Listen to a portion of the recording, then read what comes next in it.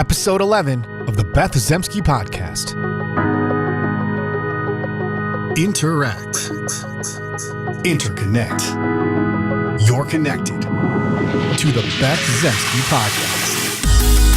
Hello and welcome to a special Hanukkah edition of the Beth Zemsky Podcast. Beth, it's like we're only doing episodes on high holidays now. But anyways, happy Hanukkah. How you doing? Thank you so much. I'm thrilled to be here for Hanukkah. That's right. I think our last episode was actually Rosh Hashanah, and there's been so much going on that it was hard to just figure out when to do the next podcast. So I'm super glad to be here now with you. Yeah, me too. So, I do want to share something Hanukkah related quickly before we get on with the show that I feel might help set the tone of this episode just a little bit. You posted on Facebook yesterday, I believe, something I wanted to share quick. You said Hanukkah this year feels more poignant, perhaps because of the virulence of right-wing extremism, the spread of anti-Semitism globally and in the U.S., and the murders at the Tree of Life Synagogue. It seems more important than ever to be clear what we are dedicating or rededicating ourselves to with each candle. The timing of World AIDS Day with G.H.W. Bush's death and the beginning of Hanukkah reminds me that as Jews, as queers, we know something about surviving and thriving, even when those in power decided that our lives did not matter, that we are expendable, and that we were to be obliterated. In this context, I dedicate these candles tonight to the strength to resist, to stand up, to believe, and to work towards a transformed future. So we do have a special guest with us today that I'm personally really excited to get to. Beth, would you like to introduce our special guest, please? I'm thrilled to be here with Susan Raffo. So Susan and I have known each other for, Susan just reminded me, 28 years. We'll talk a little bit about how we know each other, but part of the reason I'm thrilled to be with Susan is besides being close friend and family, she's really a leader in the global somatics movement. And we've talked in the podcast before about healing justice and about how much of trauma lives in our body. So I wanted to have Susan here to talk a little bit about what healing justice means, particularly in this moment, as I think also about Hanukkah. And really, Hanukkah means to dedicate or rededication. And with all the trauma happening in the world, happening in our own communities, how do we take care of our bodies? How do we take care of the spirit that lives within us so we can rededicate not just to have a transformed world, but a transformed relationship with ourselves and really be centered in how we're going to bring about that transformation, not just out there in an abstract way, but in every cell in our body. And I can't think of anybody better to talk about that with than my buddy Susan. Susan, great to have you here today. I'm very excited to be here. Thanks for the invitation. So we wanted to talk a little bit about how you guys met and how you guys started working together. Who wants to start? So I'll say what I remember about this memory.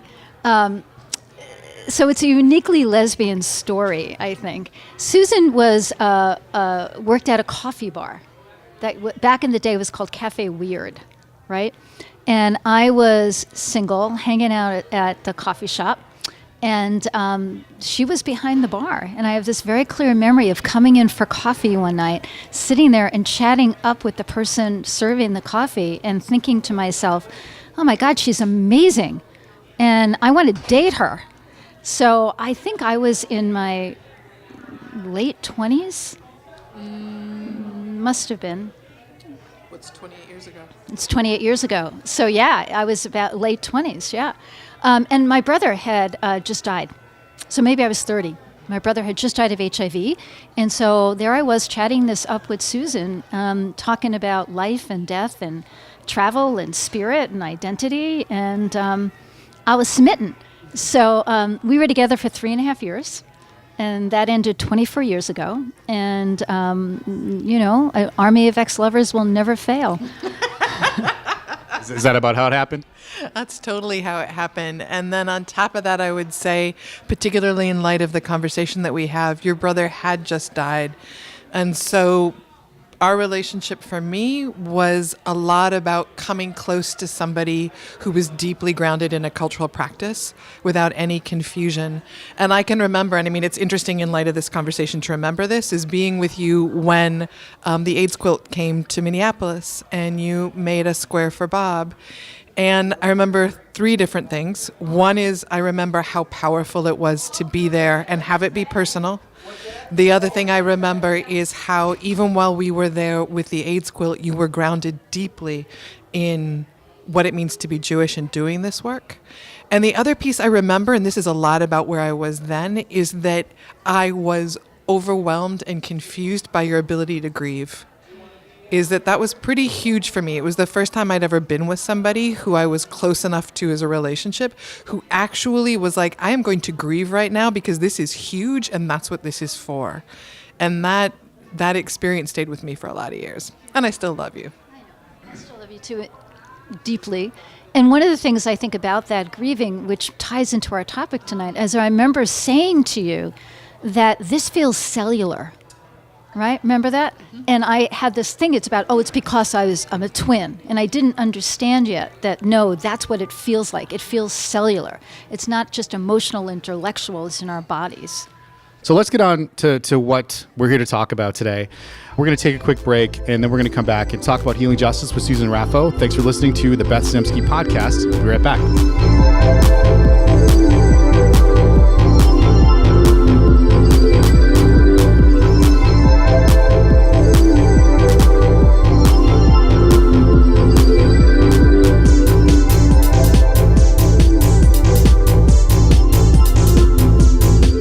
And welcome back to the Beth Zemsky podcast. So before we dig too deep into things, I thought maybe we'd take a second to establish some context for people listening who maybe haven't listened to the other 10 episodes of the Beth Zemsky podcast yet.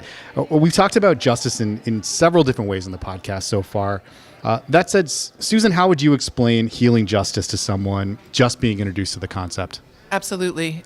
Before I name that, before I describe it, I want to name the lineage it comes from. It matters that healing justice was defined about 12 years ago as a frame by queer Black women in the South who were thinking about how to talk about the impact of the legacy of slavery and the economic systems in the South that exist as a result of slavery, and to be able to talk about how people were in relationship to each other, the fact of this generational trauma and how this trauma is impacting their communities and their bodies, and how it's impacting people's collective ability to then resist and to shift and to change those systems. And so it matters deeply that is where it comes from. It also matters that healing justice is not a new concept. The frame was first named about 10 or 11 years ago, but you've already talked about it at the front end of this piece when Beth was talking about Hanukkah and about the ritual of remembering. I mean, healing justice is the work that says we all come from people that have ceremonies and traditions. Sometimes they still exist.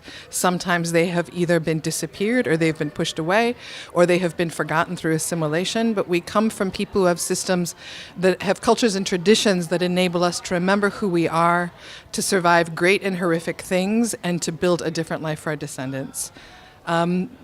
At this point, healing justice, as opposed to healing, is really a conversation about how we are in the work of movement together, recognizing that being in movement is about building our capacity, it's about building relationships, and it is about dealing with the impact of the systems we're trying to change. So those systems we're seeking to change, they're not abstract, they're not just stories, they're actually held in our bodies. Whether we've experienced dominance or we've experienced oppression, whether we're the ones who are targeted or we're the ones who've been raised to not even notice when targeting happens, all of that is here within ourselves. And so healing justice says that while we're doing the work of making change, doing the work of social justice, we're also looking at how we care for each other, how we're showing up for each other, what are the ways in which we're paying attention to the connections between us, and what are we doing when conflict and struggle comes up. And Beth, is that about how you understand it or how you might explain it? Yeah, and this is part of what I love about Susan's work, is making that connection, and the lineage of it is important in naming those cultural roots. And as Susan said, there are so many cultures. And we were talking earlier about the cultural grieving within Judaism, which is all about healing. It's all about the person who's alive, not the person who's dead, right? And so how do we sort of have these cultural traditions and be able to reclaim them? And part of what is also exciting to me about healing justice, in addition to what Susan was talking about how do we work through conflict with each other, how do we stay present, how do we work towards creating a shared vision rather than assuming a shared vision, and how do we do that? The other part that's exciting to me is in a dominant cultural framework that really reinforces alienation and disconnection as one of the ways that power operates to disconnect us from ourselves, to disconnect from each other, and to do that in a way in which our bodies experience stress and fear of each other. Healing justice is a way to reconnect with those deeper parts of ourselves so that we can actually connect with other folks. Would you say, this is your field, I'm just saying this on the outside, would you say that? As a way to sort of combat that polarization and that alienation. In order to do the work of making change, we need to be safe and secure, and the very systems that we're seeking to change prevent that sense of safety and security. Safety and security are felt senses, things we feel in our body, and they are also systems and structures. They're the guarantee that you can walk down the street with your family and know that you're going to be okay, that you can imagine a future for yourself, and there's a likelihood that that's going to happen. Healing justice is just paying attention to that part of the work that we do. Right. So, Susan, you talked about the term emerging from queer Black women in the South. How did it come to you in Minnesota and to a broader network of people who are now integrating it in ways that maybe even the folks who created that term couldn't quite have imagined? Again, it is so important to remember and for me to notice anytime I'm asked about healing justice is that there is nothing new that's happening here. There's nothing new about this. Kara Page, who is a beloved friend of mine, is one of the queer Black women in the South through the work with Kindred Healing Justice Collective that first started to name this as healing justice, but she was actually naming something that was already happening. She brought this conversation up because she was noticing as she was in struggle with other beloveds who were organizing, is that she kept wondering, how did the people before us sustain themselves? How did the people before us find resilience? What did they do with hard times? Because the hard times we're experiencing right now are not the first time the hard times have existed. And so she and others started talking to elders and asking those questions. And out of it, she listened as people told stories about what it meant to sing songs at the front end of movements and why singing songs at meetings is not just about coming together as singing, but it's actually about bringing a kind of connected experience into the room when the room has largely been experiencing fracture. Telling stories about how people take care of each other around birth and around what happened when your loved one was pulled into prison or when your community was experiencing violence. And those conversations that Kindred Healing Justice Collective was having in the South is really what led to this frame of healing justice. And the frame for healing justice came out because Kindred was invited as part of a movement nationally and globally to participate in organizing something called the U.S. Social Forum in Atlanta in 2007. The Social Forum movement is a movement that has been organized in response to the World Trade Organization, to the profound inequality between who has access to what kind of resources on this planet. And through that, Kindred came together to organize in partnership with environmental justice a presence at the U.S. Social Forum that, again, paid attention to how people were taken care of while they were doing this work.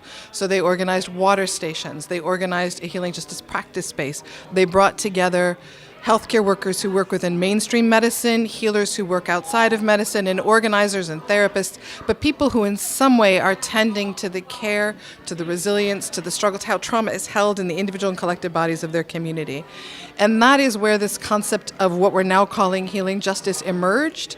I keep wanting to come back to how movements, there is a splinter within the West that is separated organizing and healing as though they're different things. And they're not different things. Healing gets perceived as being something that we do individually, and if you have access to this under capitalism, then healing is what you do when you pay money to go and have somebody pay attention to you in a particular kind of way. That is a disrespect to the kind of collective care and cultural traditions that have recognized that we have all the things we need inside us individually and collectively to heal from, to live with, to survive extraordinary shit. I mean, the fact that many people are here right now at all is about the strength of resilience of their people. Healing, because of the systems that we live in, because of how capitalism likes to turn things into an object to be sold, healing has become this individual thing. Organizing is like the collective thing. It's where groups of people come together, they build collective power, they build a sense of shared vision in order to shift some kind of a constriction or some kind of a violence that is preventing them and their people from expanding as wide as they need to be. The fracture that has separated healing and organizing is a fracture that is embedded in the same Western European traditions that have also colonized this land and have created the institution of slavery. So healing justice has always been there by naming it and by bringing it as a framework, not a movement on its own, but by bringing it as a framework. It's really sitting in the conversation that says we need both. If we can't rest and find a way to exhale, then our ability to hold more is severely diminished. In the same way, if we're only paying attention to individual healing, then those individuals that have access to healing will take what they need, and then when they feel better, separate. And then what will be happen is that those who don't have access are left to then carry more themselves. It is true that we are not free until we are all free. It is also true that we are not healed until we are all healed. Healing Justice talks directly about not only the fact of those things, but then casts a wider net and says many of our people rely upon systems for care that are also in some way not paying attention to the wholeness of who they are. So while I have deep love of many people who work within the healthcare system's mainstream medicine in order to transform them, the system operates out of diagnosing people, looking to see what the issues are and the problems, and the very the roots of Western medicine, of what we call the medical industrial complex, exist in alignment with, they are the same roots of the institutions of policing in this country, of all forms of institutionalization that take an individual out of the collective body, out of a place of connection and support, isolated, named and diagnosed and objectified in order to then either offer treatment or put them away.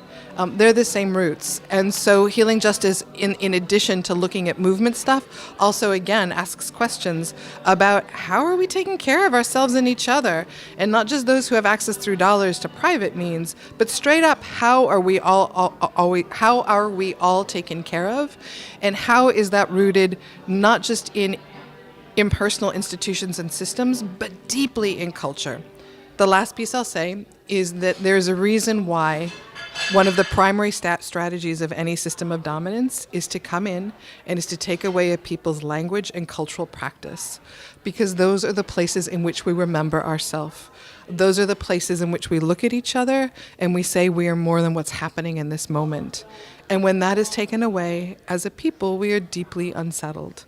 And by being unsettled, that is exactly the vulnerability that then allows for takeover.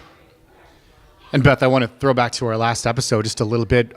We touched on that perceived fracture between organizing and healing a little bit. Right. And I think what's so important about the work Susan's talking about is that we think of healing in a Western concept as what happens to us, not something that is embedded in how we think about the transformation in the world, right? And that organizing is also around what is we need to make ourselves more whole? What is it we need to resolve that fracture that the dominant culture and all the institutions has led us to? And so healing is, one of the things I so appreciate about Susan's work is that we think of healing as this medicalized thing rather than think about healing in this might not be a word you resonate with, Susan, it might be, but what are the rituals, right, that we embed in our work? We can think about rituals. You talked about the names quilt earlier.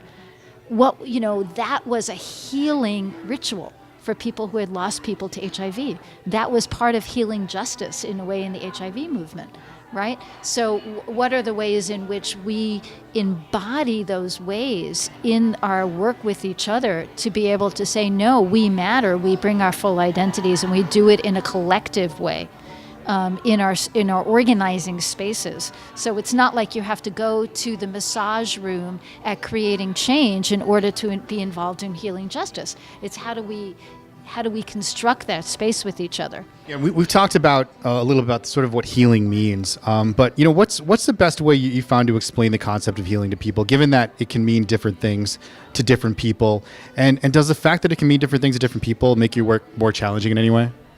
It's such a good question, and I actually think it's essential that it's different things for different people, because one of the things we are dealing with is the idea of the normalized body. So healing sits part and parcel with this idea that there is some way that is better. There's like some static state that if we do the right work, we are going to be better.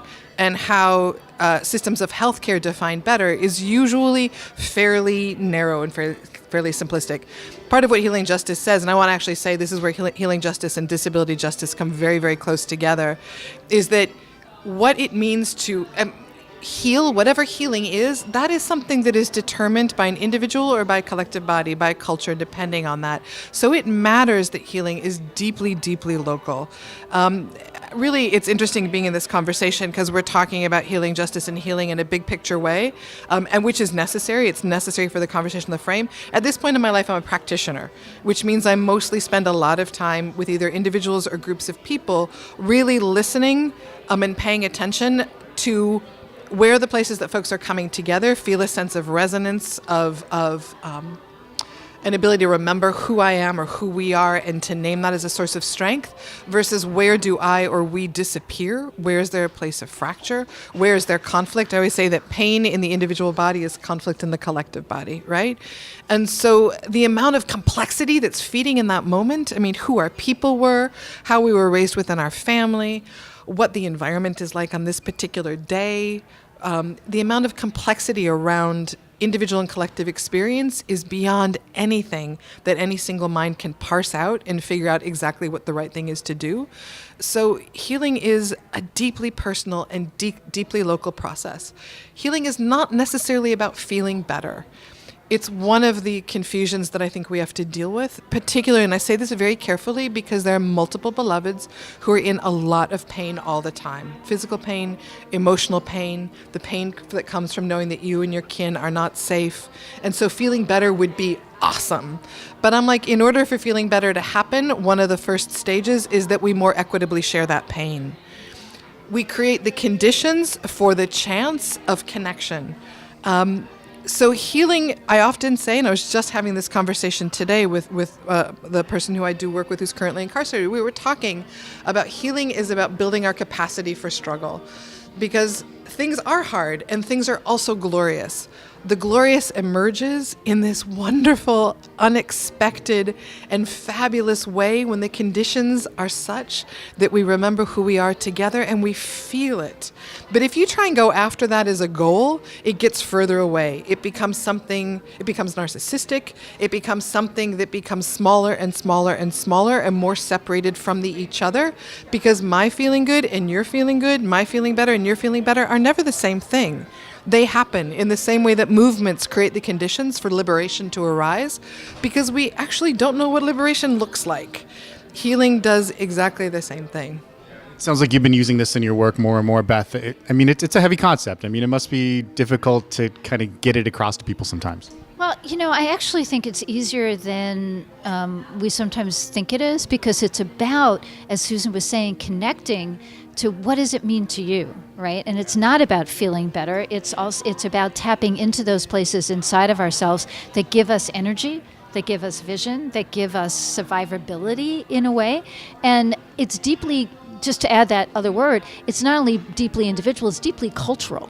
Right? So the places, and that's where it intersects with my work, right? Is so to have people really think about what are those cultural places that they can go back to in their own cultural history, where there are rituals, where there's possibilities, where there's places of connection, and tap into those as resources to moving forward. And, I completely agree, it's not always about feeling better, right? And it's not always about some Western version of health. And so that place of like, what does it look like? What does it feel like? Where do I want to get to? And what's going to happen for me when I get there is part of that, And when I think about, my own tradition in Jewish history, right? The places of better were always relative, So as you were talking, I was thinking about Viktor Frankl. And he wrote a book called Man's Search for Meaning.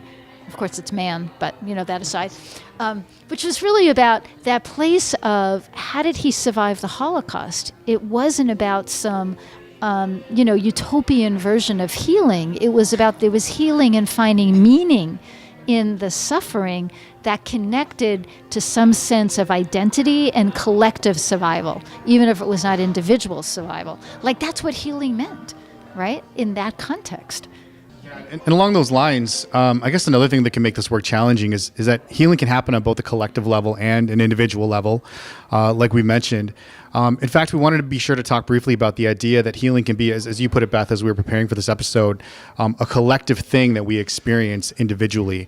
I guess first, Beth, what did you mean by that? Well, actually, that was Susan's phrase. For whatever reason, Spirit had this really great idea that we come through as separate people. We are not amoebas that are connected all the time. And at the exact same time, we are connected all the time. We are connected to all life on this planet. We are always deeply connected. And so, there is these multiple states that we exist within, is that we experience our lives through the evolution of our nervous system, the ways in which our body is interplaying with all kinds of sensation. That's how we experience ourself, and we know the I am. But the I am is always, always, always relational. So it is the reason why you will have an organizing moment where there's somebody in the front of the room who is saying, look at what we have done. Look at how close we are together. We have achieved these great things. We are amazing. And you have some people in the room being like, yes, we are. And other people in the room being like, oh, no, we're not. Is that collective moment that's happening in the room is experienced differently. And the glorious piece about how we came through is that there's truth and contradiction. And that is always true with healing as well, is that this is the source of richness, within our bodies and within healing. And just as physical healing can be affected by a lot of outside factors in preparing for this, we also talked about how culture can play a role in how we experience healing in other ways. Yeah, and so when I think about Hanukkah, I think about the healing I've done from HIV. I mean, one of the things that I think has been important to my own thinking about this as an individual, but as a member of the collective, is how do I in my own body, but also in the connection with others. So let me say it differently. I think one of the ways I think, different language, I think healing is individual and sociological, right? So like, what are the ways in which the rituals or the ways I make healing real in my life connect with the way people make things real in their lives? So just by way of example, because I don't want to be too abstract, the Friday night after the Tree of Life shooting, I went to synagogue, and I knew I needed to be there because I knew that, the idea that anti-Semitism is growing in the United States around the world was not a new concept to me. The idea that people would be murdered because they're Jews or black or women or it's not new, right? But there was something about that particular shooting, because of my own identity, struck me in a particular way. And also because, most of the people who were murdered were old people who were carrying the community on their backs, right? I mean, they were in the community we call the minion makers. They were the folks who showed up to make sure you had 10 people to pray. I mean, they were literally holding the possibility of healing through prayer by their presence. And that's why they were there early and got shot. Right? I mean, that was part of what happened. But without getting too into the details about that, I knew I needed to be in community to heal. I knew there were particular rituals I needed to do to heal. I knew I needed to say Kaddish, which is a communal prayer, not for the dead, but for the living. And one of the things that was also really healing about that night is that there were members of Joan of Arc, Catholic, Susan grew up Catholic Church, who showed up in solidarity. And as we were walking into synagogue, they stood silent with witness on 2 rows with candles, just being witness as we walked in. There was something incredibly healing about having our pain and their pain being witness for each other. And in many traditions, not just Jewish tradition, there's a special role for people to witness. In Jewish tradition, it's called an Eidah. It's called a witness. And the idea is that to witness and be present with somebody else's pain in and of itself is an act of justice. And how was that idea of witness, how is that important outside of the Jewish faith? To have something named and witnessed by somebody else. I mean, I could tell you what it does to the nervous system, the way in which, so when the body is feeling unsafe, the body constricts. And so the more unsafe we feel, whether it's in a single moment or whether it's within an instance that has happened so many times that we are constrict, is elements of the body just tighten up, pull right in. And the more that our body tightens up and pulls right in, the more alone that we feel. So we move through the world as though we are connected to everybody, and we could be overriding things. So we have all kinds of smiles, all kinds of like, oh, I'm there. But there's this constriction that is inside.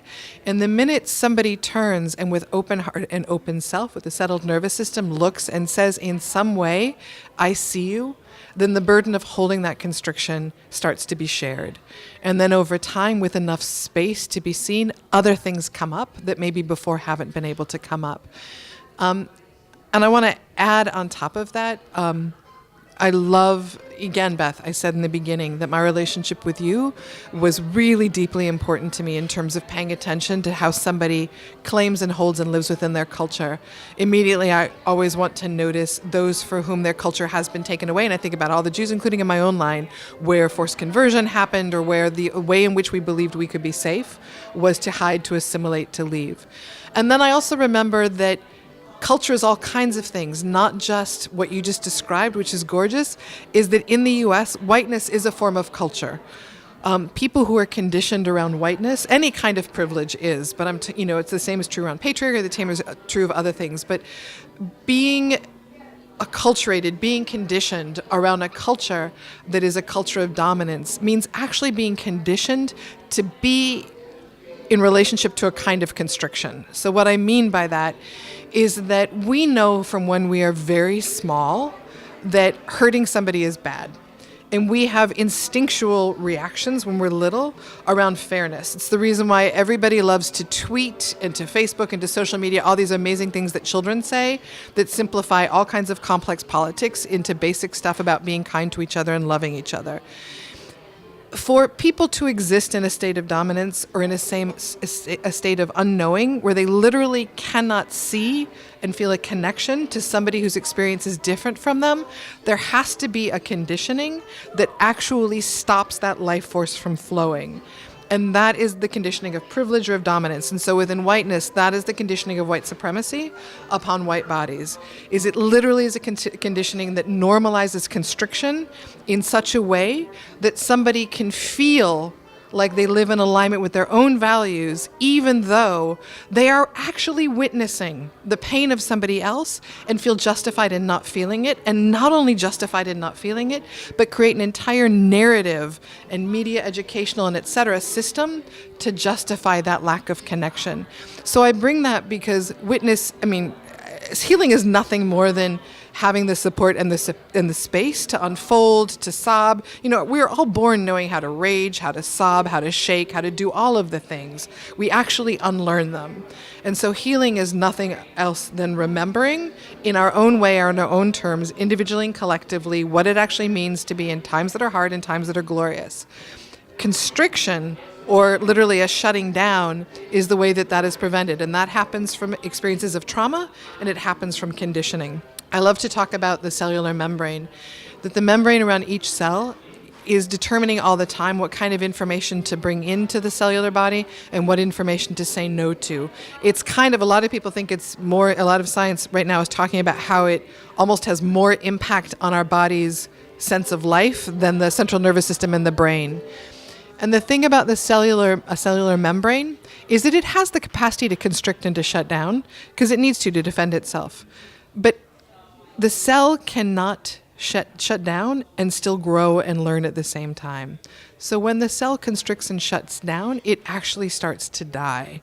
And so when we are not able to witness others, when we are not able to be within a lived experience of connection to other forms of life, both human and non-human, that actually means that a part of us is dying.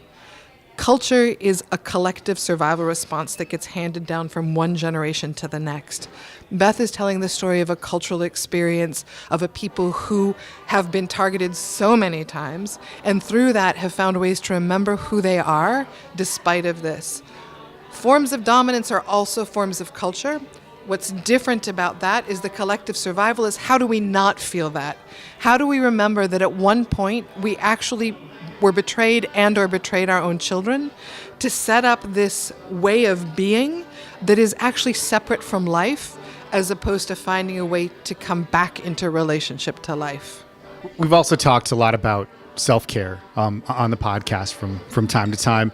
And along with making sure we're taking care of ourselves and working towards healing for ourselves, kind of a main thread of this whole progressive thing, we all believe in, is this idea that it takes a village, or, we're in this together, basically that we all have a responsibility to care for each other in whatever way we're able, or to whatever degree we're able. I know Beth and I have talked, though, about the idea that if you're not taking care of yourself and you're a mess as a result, it's really difficult to be any good to other people or whatever form of justice you're fighting for. How do we balance caring for others against that reality, especially in times like these when healing, both collective and individual, can feel like a full-time job sometimes? Yeah, so Susan, you and I also talked about this when we were talking about how do we care for each other and ourselves in those systems of power you started talking about earlier, where healing is often associated with who has the money, who has the resources, who's got the political access to be able to have our issues rise up to even be ones that are a concern, and who has access to other resources like resources of information or resources of access to other people to even be able to look in the eye and say, no, I see you, I witness you. That all of that is actually systems of power that allow us to do that. And I think so. So you're a practitioner of this right now, right? So it's part of the reason I wanted you on the podcast to talk about, how do we actually in those systems of power find real ways to see each other and do that witnessing for each other. Self-care is one of those concepts that is not an equal opportunity employer. The process of figuring out self-care is a process of determining, am I stepping out to actually take care of myself, or am I stepping out because I don't want to be in the room anymore? Or am I stepping out because I want to go back into that place where white culture separates me? Exactly, which is not being in the room anymore. Exactly. No, thank you for that. And it is a really different thing if your body is often targeted, no matter how amazing, brilliant, and loving you are, to say, I'm going to step out of this for a minute and I'm going to rest, then please do that. If your body is not targeted, whether in an ongoing way or in the room that you're in right now, then we all have some basic needs. We need good nutrition, we need rest, there's basic things that life needs, for sure. But self-care can start to get kind of complicated, particularly to build a politics around self-care. I've been geeking out a lot lately on reading where the concept of self first emerged, and it kind of matters that there was no such thing as self-care or self-discipline within English, and we're talking about the incantation of English, but English tends to be a very self-focused language and compared with multiple other languages, so there's some that's within there, or it's a granular language. It really breaks things down to its most specific. And it's interesting to me in English that self-care selfness did not come as a concept until the 16th century, at the same time as modernism came through, at the same time as you had this move from collective, highly unequal systems, but collective systems to individual systems. So self-care is, by its nature, about the individual pulling themselves out in order to care. Collective care, it's kind of, I guess the question I'd ask is self-care towards what purpose? If it is a lot to say, I'm exhausted and I need to rest, for sure. But still, towards what purpose? What is your rest connected to? Towards what purpose? As long as my self-care is only bound up in me feeling better, I am going to remain isolated from the collective. I'm not going to be able to even look at my own pain or my own wounding in relationship to somebody else's pain and wounding. Can I say something? Yeah, so one of the things when I think about, are we stepping out because we're in a place where we're overwhelmed and we need to re-engage, re-witness ourselves, look at somebody else, have somebody else help hold us so we can re-engage. So it's self-care towards what purpose, I think, is really an important thing. So are we doing self-care in order to re-engage in a collective, or are we doing self-care to get back to a place of comfort, right? So one of the things that we've talked briefly about on the podcast before, which I've been getting clear about in my own language, is I don't anymore talk about the creation of safe space. Because first of all, I don't think we can ever create, given the systems of oppression. But I also think, particularly for those of us who are white, who have some dominant culture privilege, I think we sometimes conflate safety with comfort, right? And when we're not feeling comfortable, we then say we're not feeling safe. And I think those are completely two different things, right? And I think so when we're talking about self-care, some of it is about how do we get re-centered, recharged, re-witness ourselves or re-witness others so we can re-engage in the messy place of discomfort to actually think about how do we think about re-engaging in a collective where none of this is simple, we are experiencing pain in so many ways, and I need to be grounded enough to be able to witness somebody else or witness myself, but that's not about comfort. So that would be what I would add to that conversation. I've been really grateful to be introduced to two different practices recently that have just blown me away. So I want to say something first about the nervous system and trauma. When we have held trauma in our bodies, which all of us do, I mean, you living in the US, all of us do, then held trauma is looking for a way to express itself, to be known so that it can heal, which is one of the reasons why often we notice how we're hurt first. And whether that is an individual hurt or that is a collective hurt, we notice the harm first. There's a reason for it. What evolution has asked us to do, what we want to do, is to fix the hurt so we can come back to some kind of equilibrium. But when the hurt is systemic and historical and generational, well, the equilibrium is not going to be there tomorrow just by taking some deep breaths. The equilibrium will be there in the present moment. It will be there for a while, but it hasn't actually shifted the whole thing. There's two practices I've been introduced to recently that have really rocked my world. One is from, I learned from Adako Utah with Harriet's Apothecary in New York, and the other is an Ojibwe elder shared with me, and they're different versions of the same thing. They both say, rather than starting any collective moment from how have I been harmed or how have we been harmed, they start from the moment of how have we created or caused harm, or what has our impact been on the people we are in this room with. So they actually start in a way that shifts how the nervous system and trauma operates. So to get even more concrete, the elder shared with me that one of the things that happens in the Ojibwe spaces that she's in is that before starting a conversation about healing, they start by circling and each person naming, here are the things that I have done that have had impact on all of you, in a way that is preventing us from having or being or experiencing the connections that we want to have. It's a very different language than what I'm using right now, but it starts from the place of impact. I didn't show up for 3 weeks in a row. Yeah, hard stuff was happening in my life, for sure, but I didn't show up for 3 weeks in a row. That had impact. That's one of the, again, Adako Utah shared, this is one of the practices that Harriet's Apothecary does.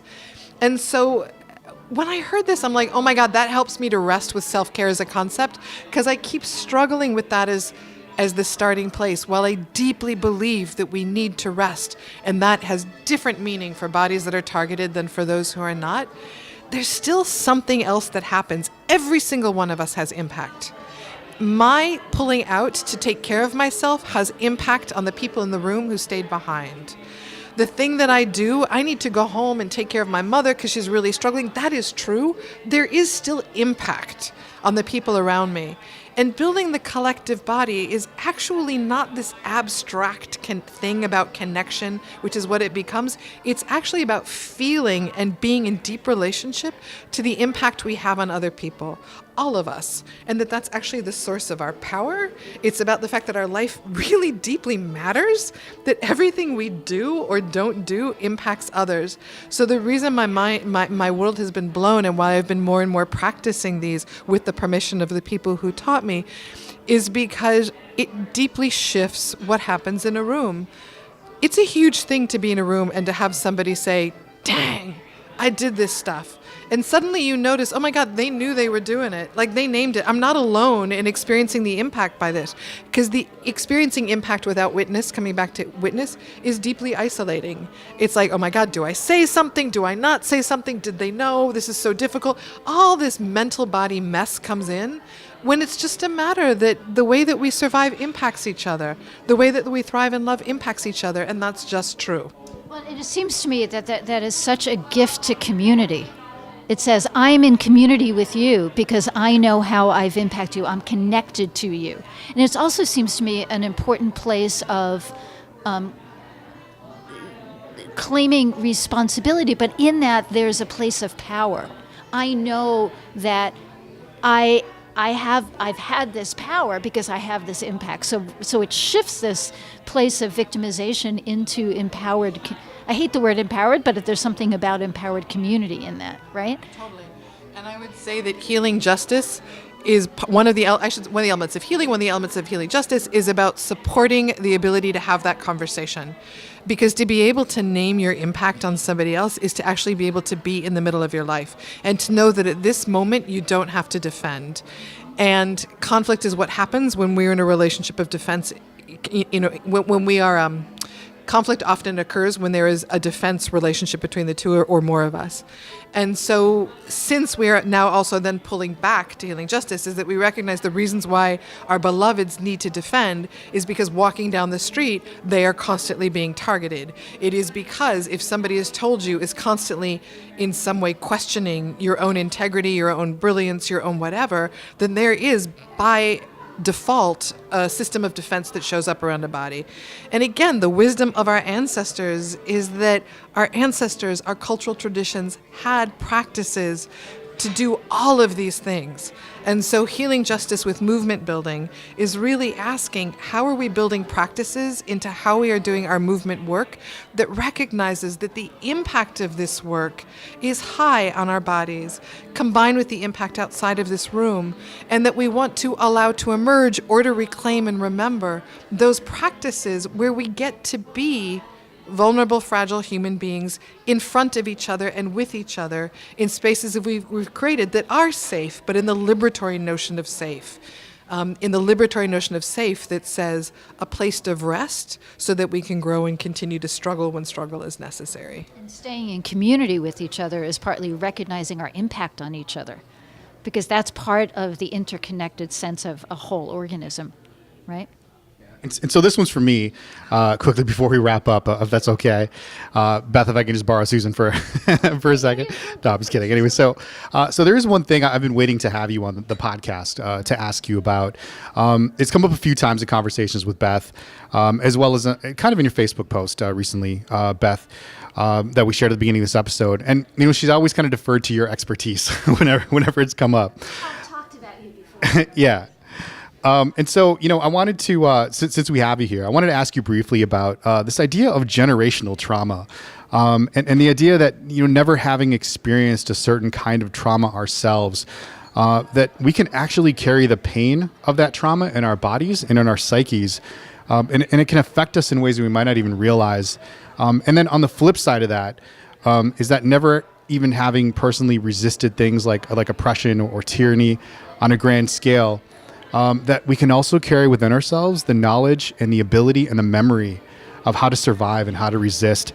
I think that is incredibly cool, and I have to admit, it's a fascinating concept to me. And I was hoping maybe you could just talk about that again for just a minute. Absolutely, it is. I think the center of this work. It's the center line. I want to honor Maria Yellowhorse Braveheart, who in the early 1980s, late 1970s, first named historical trauma as a Lakota woman as a way of talking about the impact of boarding schools and about 500 years of forced disappearance and attempted genocide on Lakota people. And she's the person who first named historical trauma, which she said very, very clearly was a way of translating Lakota understanding of ancestors, Lakota understanding of the fact that what our people before us have experienced is what leads to us in this present day. So she translated that by talking about historical trauma. I keep saying Western science through the field of epigenetics is basically catching up with what traditional communities all over the planet have always known. It's interesting to me how much of this ancient wisdom has known all of this all along.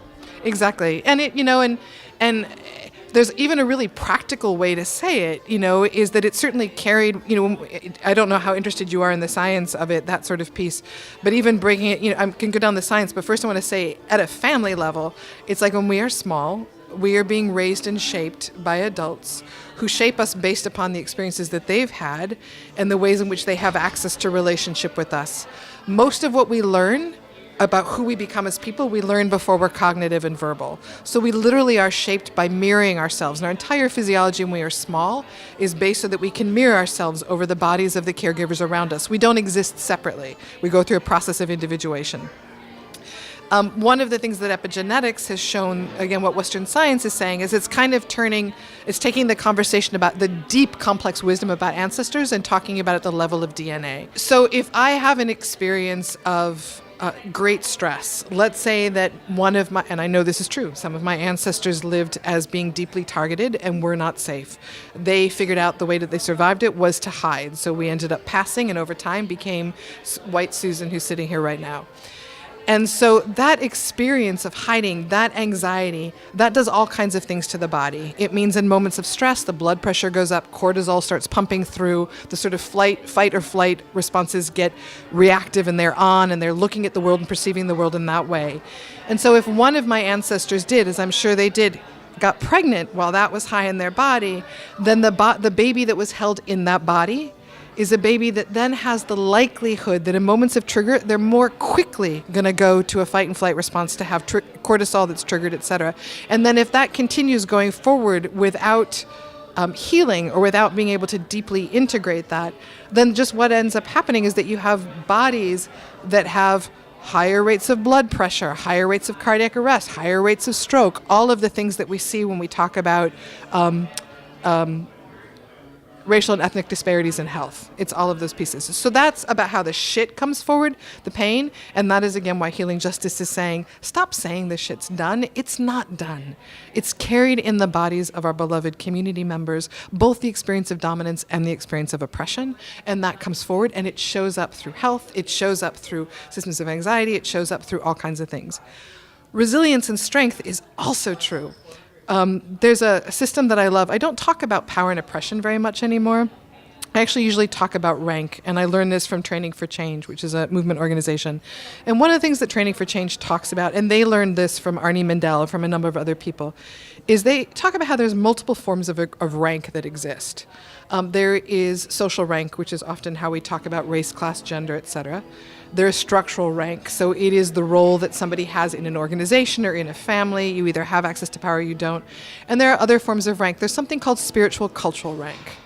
Spiritual cultural rank is that sense that we have that we are connected to something that is bigger than us, that there is a reason for this, that we are not whatever the stories are that are directed at our bodies if we're targeted, that we are a part of something bigger. You know, again, we usually use the word spiritual. One of the pieces that this frame does that I love is it says that those who have significant social and structural rank tend to have less spiritual and cultural rank. Because if the systems are telling you, you are awesome, you're entitled to what you have, don't even worry about it, this is yours by right, then you don't need to look to something bigger than you. Again, it's the isolation of privilege. Whereas if the structural and social systems are saying, it doesn't matter how awesome and lovely you are, you don't get access to this, then there needs to be something else. And spiritual and cultural rank is that piece. And for me, spiritual and cultural rank, again, that's the ancestors that are coming through. I am very clear that my ancestors are guiding me all the time, that when I am confused, I am listening to something that is not my brain, that is figuring out the most rational and logical thing to do right now. I am listening to my elders in life and my elders that come through my body, and they are there. And one of the things I hate, and yet I also know we have to live with, is the way folks call this woo. The minute I hear somebody name any aspect of deep spiritual work, of listening to ancestors, of feeling a sense of connection to the planet, to all life as a living thing, and they name it as woo, I usually ask, how far along did your people forget? What's the oppression that's coming forward? Because that is just here. There's nothing woo about this.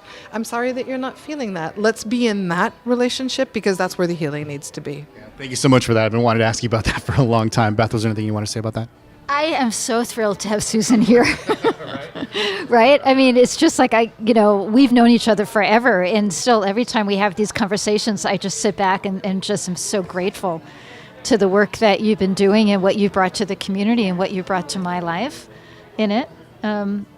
So I just have a ton of gratitude, because I've learned so much about those places of how to stay connected, and that those places where I can get disconnected and forget the lessons of the ancestors and sit in the pain, and not necessarily.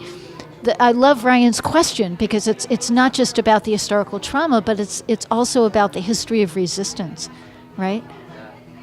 Yeah, and as we wrap up here, we always like to try to leave practitioners out there who might be listening with a few tips or tools they can use in their practice.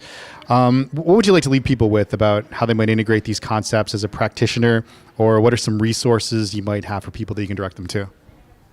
It's a really good question. So one of the first, before I offer any suggestions, I'm aware that people who are listening to this are going to represent a range of cultural traditions and practices. So I want to say, first, be really curious about what your people have done for generations.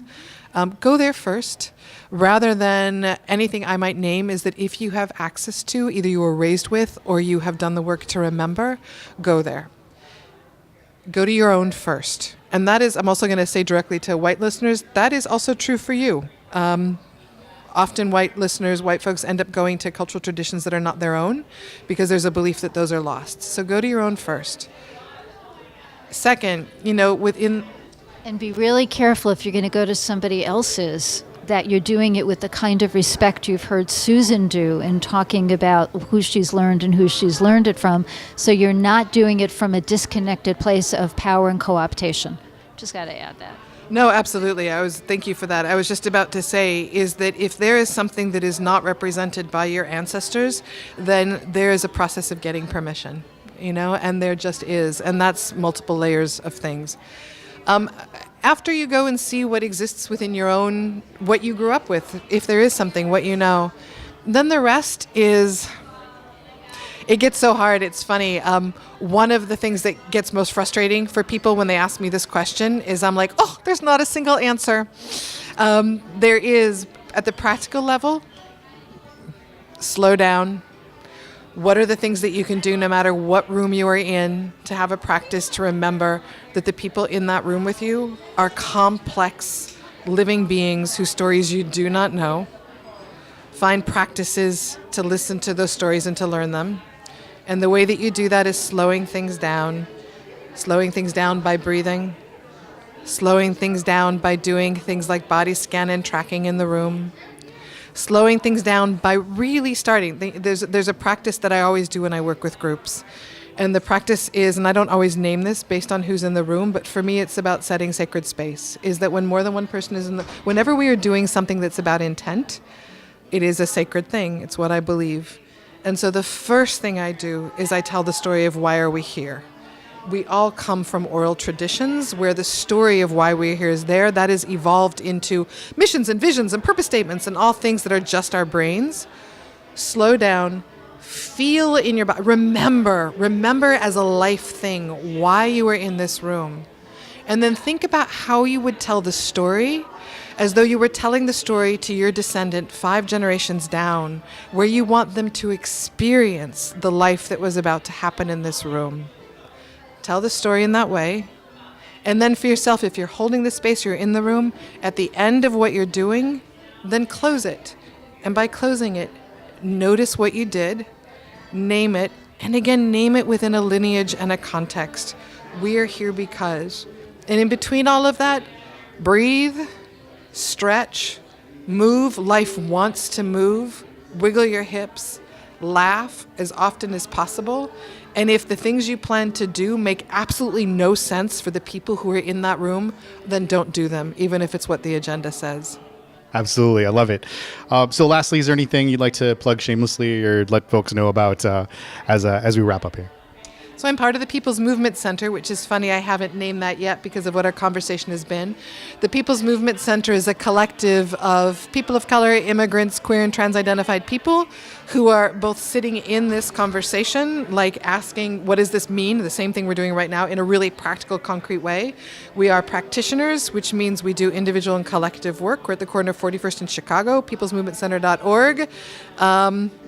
If you're interested, if you're local, get on board, join our mailing list, find out what's happening. If you are not local, certainly get on board because we are happily in relationship with other people, both around the country and as a side. Healing justice is what we called in the U.S. Holistic security is what it's called outside of the U.S., is that we are in relationship with people in multiple locations who are asking exactly the same thing as we work to change the world, which is definitely possible and according to quantum physics is already here. How do we make sure that as we do this work in relationship to each other, we are with each other and not letting those systems get in the way of what is possible right now? All I want to say in closing is Ryan and I have been talking about you on and off for months, and I am just so thrilled to sit and be a tiny part of this conversation as I listen to you, and I'm just so thrilled that you agreed to be on the podcast. really, really Beth thrilled. Zemsky, one part of my lineage, my darling. Well, again, it's been fantastic having you here. Thank you very much, Susan. We're going to take a quick break. We're going to come back. We're going to try to summarize a little bit about what we talked about and let you know what Beth is going to be up to here in the near future. Thanks again for listening to the Beth Zemsky podcast. We'll bring it back.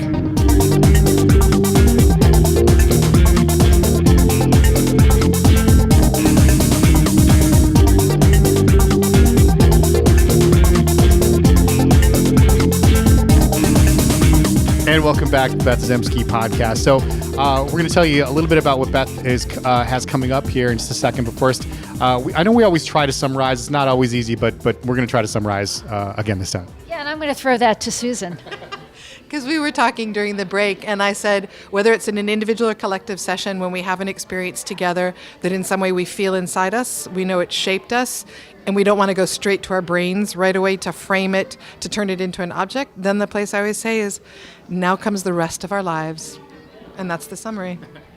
I like it. And Beth, what do you have coming up that you'd like folks to know about? Yeah, so there's two things that we'll probably revisit on the podcast. One is Phyllis Braxton and I are doing another Facilitating Cultural Change. It'll be in Minneapolis, February 9th to 11th. And you can find out information about that by the other thing that's coming up, and that is I have a brand new website. That's right. And Congratulations. It looks great. yeah, it's kind of cool. And by the way, my original website, Susan actually years and years and years ago helped me write the text for the original website. Yeah, we go way back. So it's been revised. But what's super cool about the website is you can also go to the link on the website for Facilitating Cultural Change. It's on the workshop place on the website, so you can go right there. And also now all the podcasts, not only are they available on iTunes, but they're also available on my website. So it's just bethzemsky.com. This episode will be up there, as well as all the others. Yeah. And I'm going to put a link to the People's Movement Center on the website also, so people can access it from there. So check it out. Let me know some feedback. It's still in the design phase, so I love hearing stuff.